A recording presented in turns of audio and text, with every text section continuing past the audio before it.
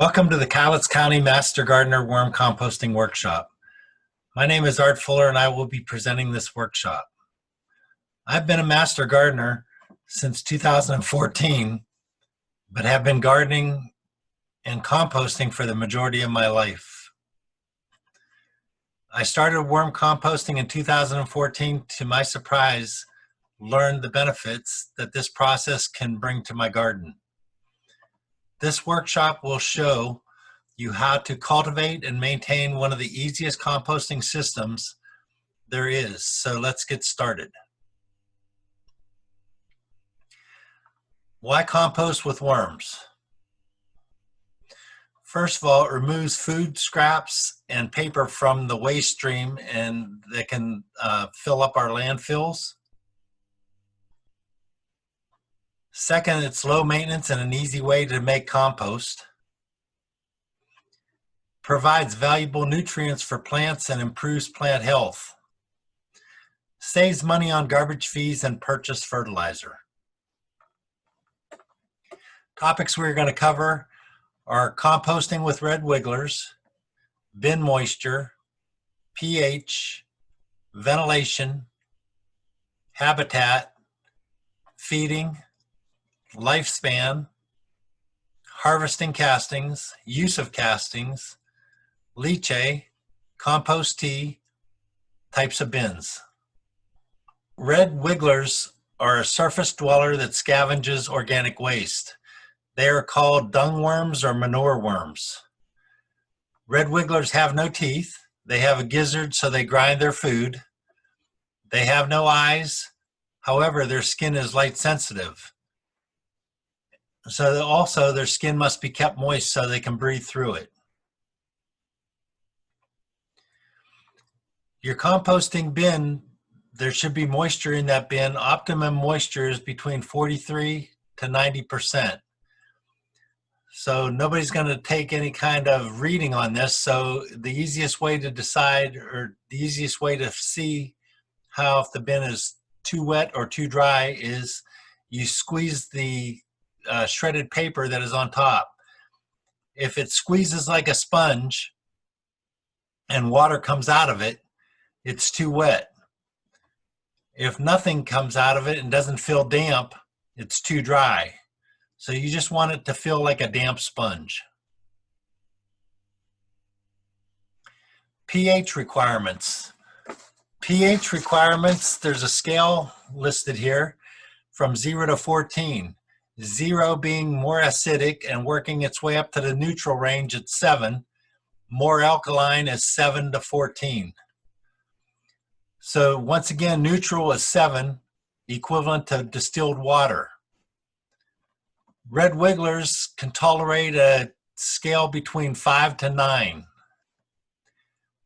A mixture of foods will keep that pH closer to the neutral range. On the left-hand side is a red wiggler worm.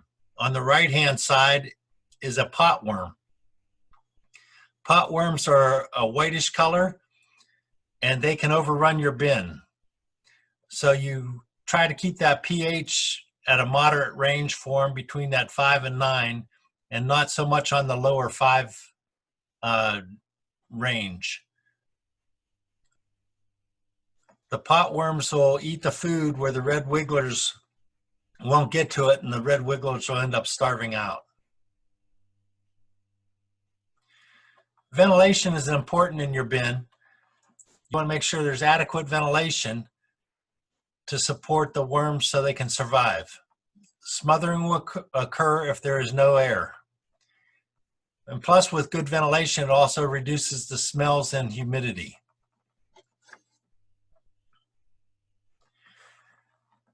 The habitat of the worm. They like the range between a 55 and 75 degree temperature. They can tolerate higher and lower temperatures.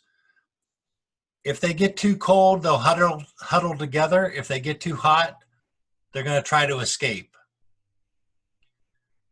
You can store your worm bin anywhere you want. Majority of the people that I know store their bins outside. They keep them either in a garage, a pump house, a car barn, underneath an awning, underneath the eave of a house, inside of a garden shed.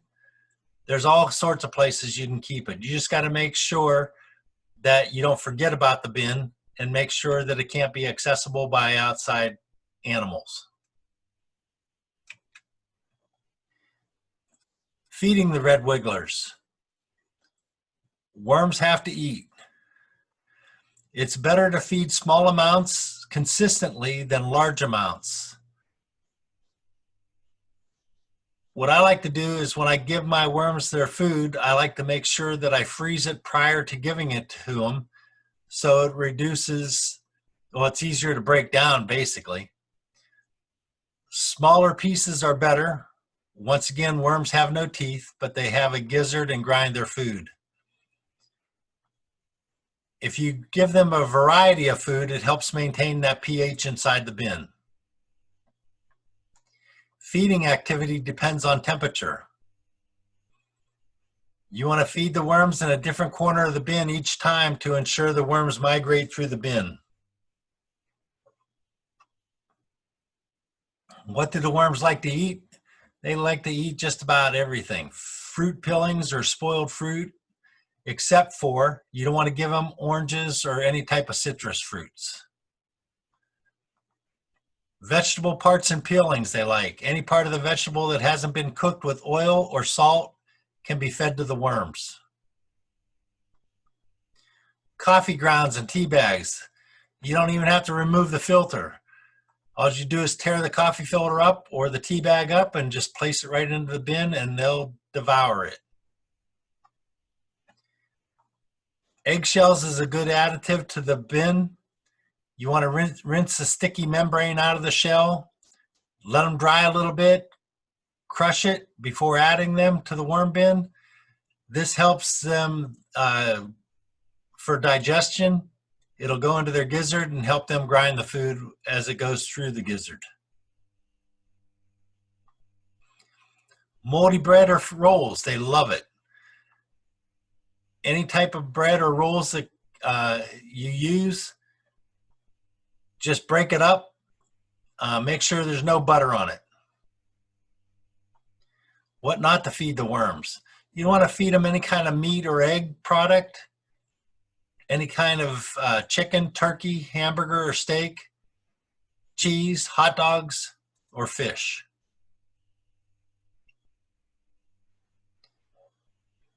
Reproduction occurs 30 to 45 days after hatching.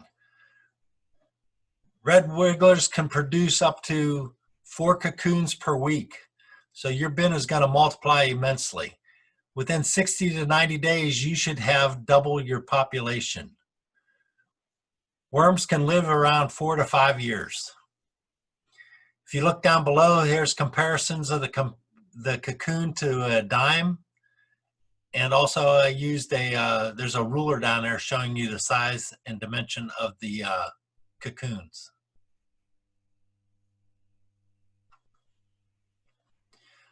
Harvesting the castings.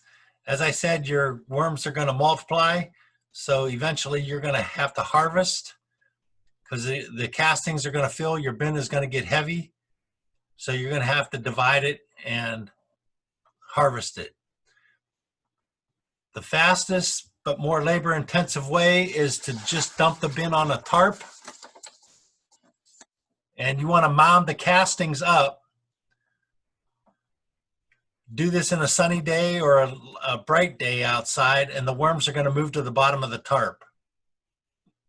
They're going to go down below the mound, and all you have to do is scrape away the top of the casting little by little and let them worms move down further and further away from the light and just keep dividing and separating, and take your castings away, and then eventually you'll just end up with worms. Go ahead and divide your worms out and put the remainder worms back into a bin or start another bin if you have too many in that one bin. Here's a slower process that you can do, is you can just scrape all the castings and worms over to one side of the bin and then put a web type bag such as a laundry bag, a paint filter, a muslin bag, any type of netted bag into the one side of the bin, and put the compost and food into that section of the bin, and the worms will eventually migrate over to the food. This takes about 2 to 3 weeks to get them all moved over, and then you just pull the bag out, and the rest of the castings you can use for compost tea or use as compost.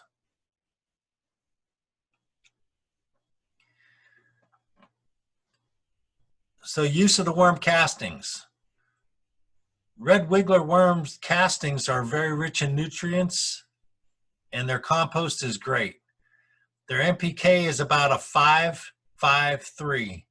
So that's your nitrogen, phosphorus, and potassium. So those are your 3 nutrients, primary nutrients that plants love. So as you're dividing and collecting all those castings, you can use these castings at a later date. In annuals and perennials, you can put a small handful of the castings into each hole as you plant, or apply 1 to 3 inches of castings in the spring and early summer and fall. And that should help you supply nutrients to your plants. Flower beds and shrubs, same thing, 1 to 3 inches of worm castings and incorporate it into the soil with a fork or a spade.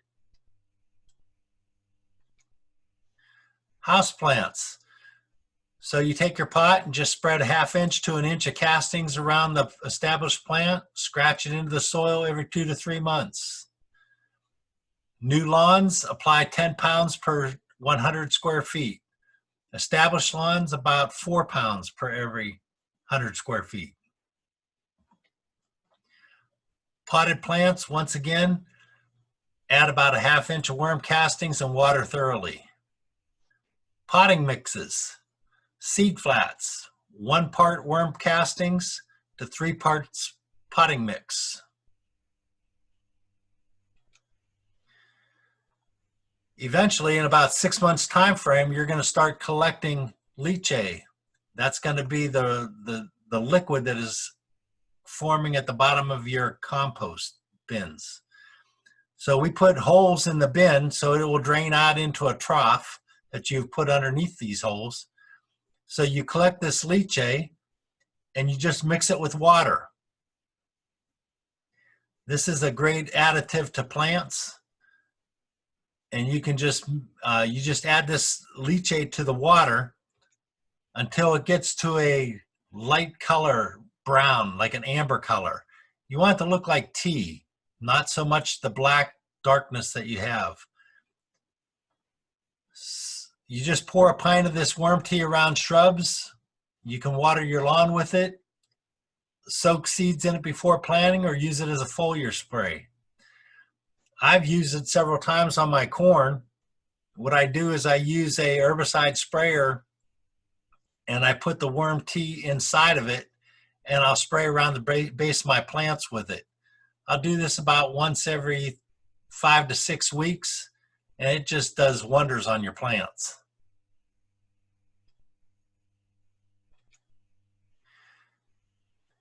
Here's when you're making worm casting tea. Showed you some pictures here. Worm tea bags in a 32-ounce jar. And then worm tea bags in a 104-ounce jar.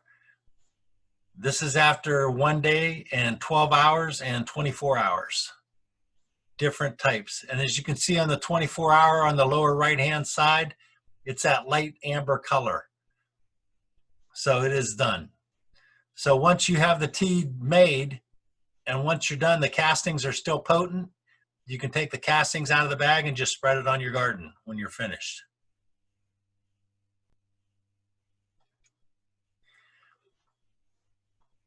Here are several different types of bins. There's a worm hotel on the top left.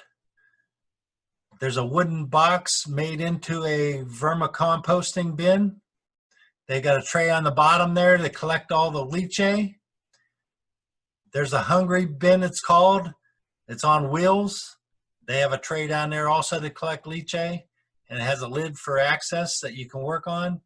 And there's several other ones. The one in the middle on the bottom is basically the bin that we've given you. And here's a new idea on the right-hand side, is just putting a pipe in the ground and putting your worms inside this pipe, and then you just feed through the top strainer. Haven't tried this method, but I heard it works great. So in summary, we've covered worm composting with red wigglers, covered the bin moisture, the pH, the ventilation, the habitat, feeding, lifespan, harvesting the castings, use of the castings, leachate, compostee, and types of bins. If you have any questions, there's a number here at the bottom of the screen. It says 360-577-3014, extension 3. That'll get you in contact with Gary Fredericks at the Cowlitz County WSU extension. Or you can email him at garyf@wsu.edu. Here's the reference I used for this workshop.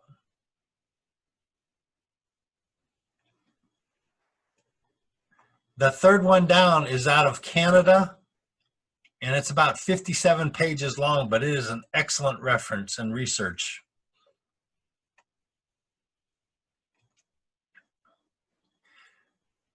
Thank you very much for joining us, and hope you have a great day and enjoy your worm composting bins.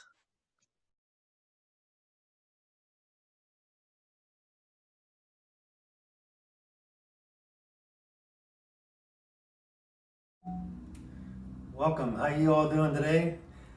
Today we're going to be conducting a how to make a simple worm bin, and this is put on by the Cowlitz Master Gardeners and by myself, Art Fuller, and LaDonna Slack. We're both Master Gardeners with Cowlitz. So first of all, we're going to cover the material that we need and the material that is going to be supplied to you for this class. So the first thing we have to do is decide what kind of bin to use, and the bin that I chose was a 7-gallon opaque bin with a cover on it. I picked it up at Home Depot, and this one here is pre-drilled. As you can see, it has holes along the front of it that are pre-drilled for air circulation, and there's also holes on the bottom that are used for drainage.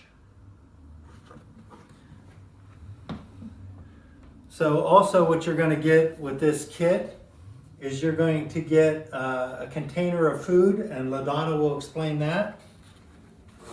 So a container of food, and this just, I chop up the food because as you'll find out, red wigglers don't have teeth. So this is chopped up cantaloupe rind, there's some broccoli pieces in there, there's some apple in there, and worms love coffee grounds, so this is just a container of coffee grounds that you can feed the worms. Eggshells that we're going to mix in with the worms for grit. Again, worms don't have teeth, they have gizzards. So the eggshells give them the grit that they need to grind up the food. And this is the compost that actually comes, that's harvested when you harvest the compost out of the worm bin. So this is the soil or the castings that you get with the worms. Black gold. The worms themselves, again, this came out of the worm bin, so this is the castings here on top. But you can see these are red wigglers down there. And when you get your bin, it will contain a bin of worms with food, with eggshells, with some coffee grounds. It'll be complete in the kit. You've already seen in the PowerPoint presentation about what you can feed the worms.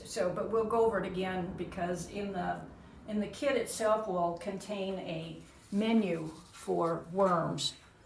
So it's got it listed out, breakfast, lunch, dinner, dessert, beverages, everything that you can put in there. So basically, fruits and vegetables cut up,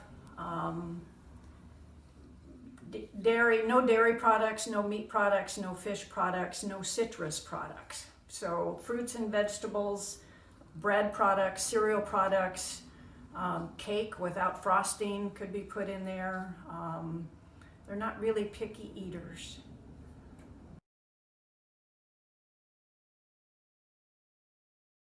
When we set up the bin, we use the shredded paper, and we'll demonstrate that as we go through setting up the bin, and actually use some water to wet it down. All right, let's get started on making the bin. So as I said earlier, we had the 7-gallon bin already selected, and the holes are already pre-drilled. So if you look at the very bottom right here, you can see that there's 4 drill holes, and they are 13/64 of an inch. And I kept them kind of close within this perimeter right here, so you can put a tray under there, and it doesn't, when the leachate drips out of there, it'll run into a tray after we tilt the bin. And also, we need air circulation holes, and those holes are right here, and they are a 5/32 drill size, and they are around the whole perimeter.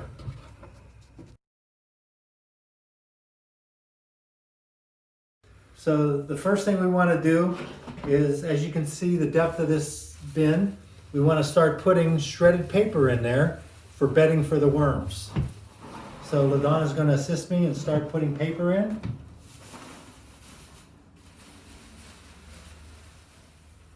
And we want to fill it up about 1/4 of the way.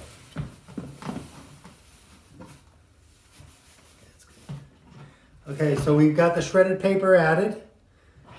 And now what we want to do is we want to get this nice and moist and damp. So I use a spray bottle with water, and I just start spraying it down. And get it good and damp. And we want it damp like a wrung out sponge.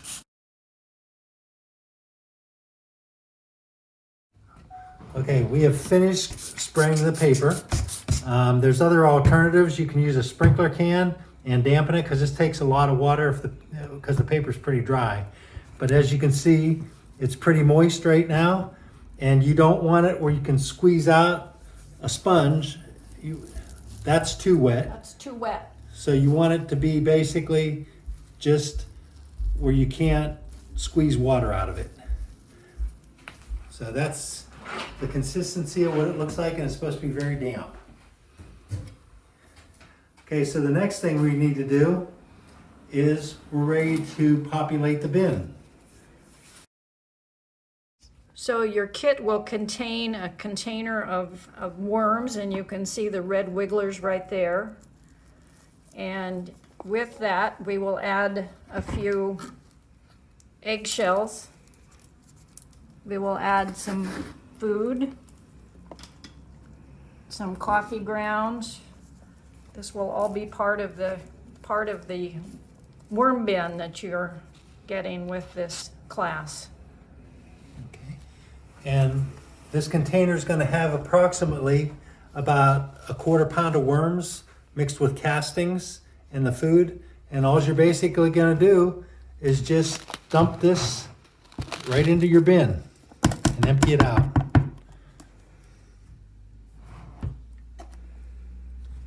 So now you've just added the worms to the worm bin. Next thing, all we have left to do is cover it up with some shredded paper.